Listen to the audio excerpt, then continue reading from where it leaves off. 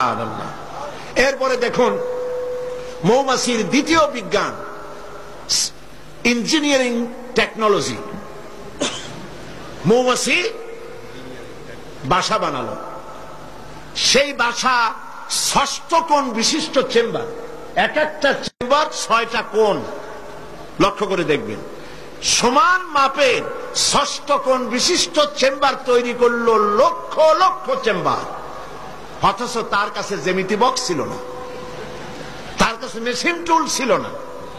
পরিমাপ করে সুন্দর করে এটাকে এভাবে সাজাইয়া এই মৌমাছি ভিতরে মৌ ঢুকাইয়া আবার চেম্বার গুলির মুখ আটকায় দিল, যেন ফোটা ফোটা হইয়া যা সে সঞ্চয় করেছিল তা যেন পড়ে না যায়।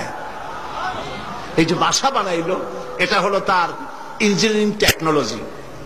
এই টেকনোলজি আরো যদি দেখতে চান, বাবুই পাখির কাছে যান। বাবুই পাখিরে ডাকি, বলিছে চড়াই, কুড়ে ঘরে থেকে করো শিল্পের বড়াই। যদিও বাবুই পাখি, চড়ুই পাখি বাবুই পাখি যেটা বলেছে, আসলে শিল্পের বড়াই করার মতো।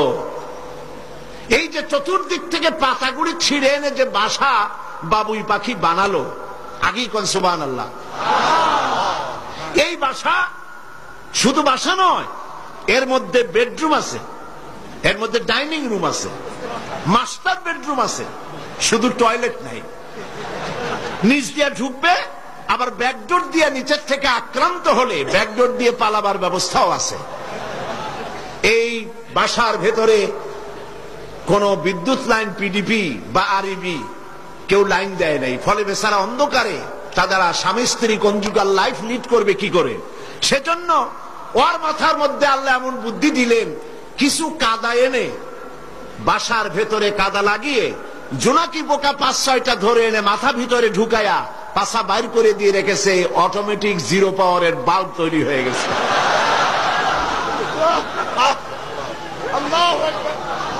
ইঞ্জিনিয়ারিং টেকনোলজি আর কারে বলে? আমার দেশের ইঞ্জিনিয়ার যারা আছেন, এই রকমের বাসা বানানো তো দূরের কথা, ভালো করে বাসাটা খুলুন তো দেখি, বুঝবো আপনি কেমন খুলতে পারেন। খুলতেই পারবেন না, বুনানো তো দূরের কথা। এটা গেল 2 নম্বর টেকনোলজি, ইঞ্জিনিয়ারিং টেকনোলজি। এরপরে হলো মেডিকেল সায়েন্স, চিকিৎসা বিজ্ঞান। আল্লাহ রাব্বুল আলামিন মৌমাছিকে বলছেন, সুম্মা কুলি মিন কুল্লি সামারাতি ফাসলুকি সুবুলা রাব্বিকা যুলুলাব। সব রকমের ফুল থেকে মধু চুষে নাও আর তোমার রবের নির্ধারিত পথে চলতে থাকো। সব রকমের ফুল থেকে মধু আহরণ করে মৌমাছি আহরণ করে এক জায়গায় রাখলো, পয়জন হলো না, এটা মানুষের জন্য সেবা হয়ে গেল। আর মধু কখনো নষ্ট হয় না, কখনো পচে না। মধু যদি পিওর থাকে, ওর ভিতরে যদি আপনি কিছু না মিশান, বছরের পর বছর মধুর পিও থাকবে, নষ্ট হবে না। আলহামদুলিল্লাহ। ঔষধের পচন ক্রিয়া নষ্ট করার জন্য অ্যালকোহল ব্যবহার করা হয়। বিজ্ঞানীরা আবিষ্কার করেছেন অ্যালকোহলের কোনো প্রয়োজন নাই, বরং অ্যালকোহলের পরিবর্তে হালাল মধু ব্যবহার করলেই ঔষধের পচন ক্রিয়া নষ্ট হতে পারে। আল্লাহ পাক বলেছেন, ফিহে শিফাউল লিন্নাস, এর মধ্যে রয়েছে মানব গোষ্ঠীর জন্য সেবা, রোগের প্রতিষেধক। সুবহানাল্লাহ বিহামদিহি। এটা হলো মেডিকেল সায়েন্স। চতুর্দিক থেকে মধু সংগ্রহ করে একত্রিত করছে, পয়জন হচ্ছে না, এটা তার জন্য, মানুষের জন্য সেবা হয়ে যাচ্ছে। 4 নম্বরে মৌমাছির কাছে যে বিজ্ঞান শিখবেন সেটা হলো মেরিন বায়োলজি। আল্লাহ পাক বলছেন, ফুল থেকে মধু আহরণের জন্য তুমি চলে যাও, কিন্তু রাস্তা ভুলে যেও না, রাস্তা ভুলে যেও না। একটা মৌমাছি তার বাসা থেকে, এগুলো নিয়ে যারা রিসার্চ করেছেন, প্রাণীতত্ত্ববিদরা বলেছেন, মৌমাছি ফুল থেকে মধু গ্রহণ করার জন্য নিজের বাসা থেকে 10 মাইল পর্যন্ত দূরে চলে যায়। আপনারা কোনোদিন দেখেছেন কোন মৌমাছি আপনার ঘরে এসে পথ খুঁজতেছে, বাবা বাসা হারাইছি, যাবো কোন পথে? তালাশ করছে কখনো? আল্লাহ পাক বলছেন তুমি যাবে ফুল থেকে মধু আহরণ করার জন্য, রাস্তা ভুলে যেও না। সুবহানাল্লাহ বিহামদিহি। সমুদ্রের ভিতরে নাবিকেরা যখন জাহাজ চালায়, ইনল্যান্ড রিভার লাইনে আমাদের দেশীয় নদীগুলিতে স্টিমার যখন থাকে সামনে সার্চ লাইট থাকে, কিন্তু সমুদ্রে শিপগুলি এদের কোনো সার্চ লাইটের দরকার নাই। সার্চ লাইট জ্বালাই দেখবে কি? পানি আর পানি, কি দেখবে? সেই জন্য তাদের জন্য প্রয়োজন হচ্ছে একটা মানচিত্র আর একটা কম্পাস। কম্পাস, মানচিত্র, রাডার, এগুলিকে ফলো করে স্টিমার শিপগুলি মহাসমুদ্রের ভেতর দিয়ে চলে, পথ হারায় না।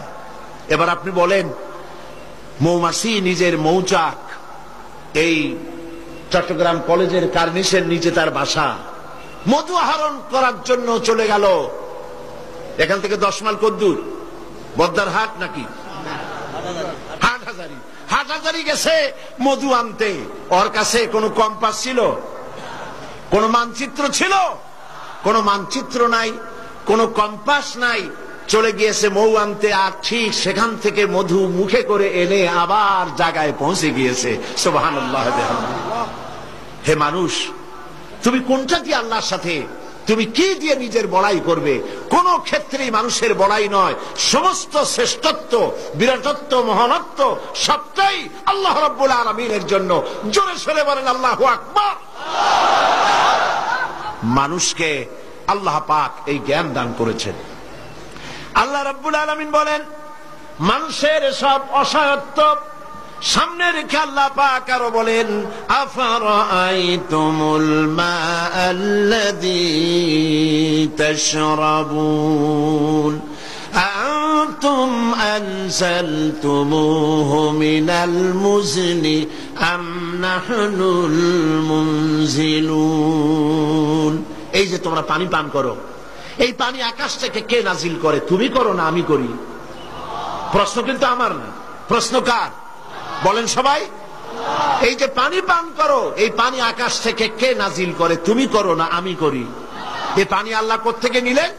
সমুদ্রের পানিগুলিকে বাষ্পীয় আকারে উত্থিত করে মেঘমালায় পরিণত করে সেই নোনা পানিগুলিকে এর লবণাক্ততা দূর করে আল্লাহ পানিটা যে নাজিল করলেন, সেটা কি লোনা না মিষ্টি? আল্লাহ পাক বলেন, লাউ নাশাউ জাআলনাহু উজাজান ফালাউলা তাশকুরুন। আমি ইচ্ছে করলে আকাশ থেকে পানিগুলি লবণাক্ত আকারে নাজিল করে দিতাম, বর্ষণ করে দিতে পারতাম।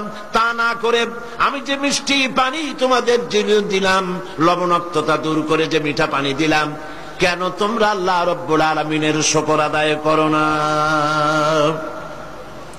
আল্লাহ পাক ইচ্ছা করলে পানি তো সব শুকায় দিতে পারেন, পারেন না? আল্লাহ ইচ্ছা করলে পৃথিবীর সমস্ত পানিগুলিকে শুকায় দিতে পারেন। সেই পানি আবার কেনে দিতে পারেন আমাদের সামনে? আল্লাহ পাক পারেন।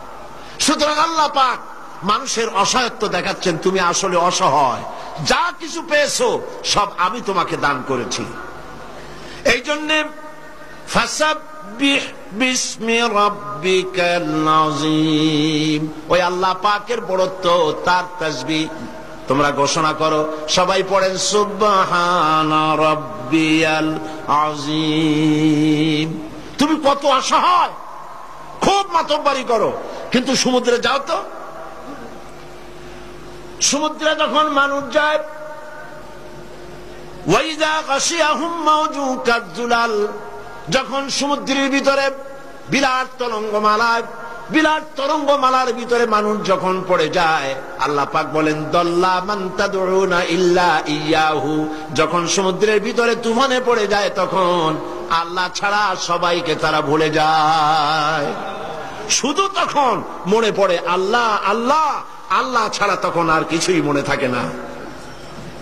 অতএব তুমি নিজেকে যত বড় মনে করো, আসলে তুমি এত বড় নও। তোমার আসল মর্যাদা কি, সে কথা আল্লাহ পাক বলছেন। এবার দেখো তোমার মূল মর্যাদাটা কি। আল্লাহ পাক বলেন, পৃথিবীর মানুষের মূল মর্যাদা হলো ওয়ালাকাদ কাররামনা বনি আদম, আদম সন্তানকে আমি সম্মানিত করেছি, তুমি আমার সম্মানিত মেহমান। পৃথিবীর মানুষের আল্লাহর সম্মানিত মেহমান। ওয়া হামালনাহুম ফিল বাররি ওয়াল বাহর, আর আমি তাদেরকে জলে এবং স্থলে সওয়ারির ব্যবস্থা করেছি। ওয়া রাযাকনাহুম মিনাত তাইয়্যিবাত, আর উত্তম হালাল খাদ্য আমি তোমাদেরকে দান করেছি। সুবহানাল্লাহ বিহামদিহি। সম্মানিত মেহমান, সেই জন্য আল্লাহ যত খাবার দিলেন সমস্ত খাবারগুলি ঢেকে ঢুকে সুন্দর করে আমাদের সামনে পরিবেশন করেছেন। সুবহানাল্লাহ বলেন। সম্মানিত মেহমানের সামনে খোলা খাবার নেওয়া ভদ্রতার বাইরে, আমরাও তা করি না, ঢেকে ঢুকে নেই। আর আল্লাহ পাক এই মানুষকে সম্মানিত করেছেন বলে যত খাবার দিলেন সমস্ত খাবারগুলি ঢেকে দিয়েছেন। আম আল্লাহ কভার করেছেন, কাঁঠালকে কভার করেছেন, কলাকে কভার করেছেন, বেলকে কভার করেছেন। যত খাবার দিলেন সমস্ত খাবারগুলিকে রব্বুল আলামিন কভার করে সম্মান করে সুন্দর করে ঢেকে ঢুকে মানুষের সামনে পেশ করলেন। তোমার মর্যাদা, মানুষের আসল মর্যাদা হলো, মানুষের আসল মর্যাদা আল্লাহ